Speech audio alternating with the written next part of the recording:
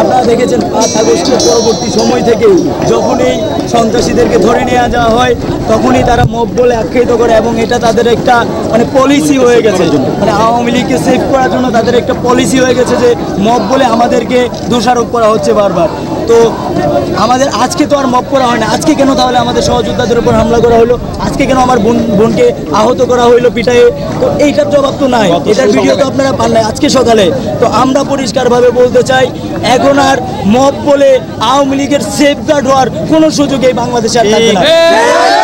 শুধুমাত্র পটিয়ায় নয়, সারা বাংলাদেশের প্রত্যেকটা থানায় প্রত্যেক সহযোদ্ধাদেরকে আমরা আহ্বান জানাই, মব বলে যদি কোনো থানায় আমাদেরকে রোধ করার চেষ্টা করা হয়, আমাদেরকে আওয়ামী লীগের বিচার নিশ্চিতে বাধাগ্রস্ত করা হয়, তখন আমরা সেটা মেনে নিব না, আমরা প্রতিরোধ করব।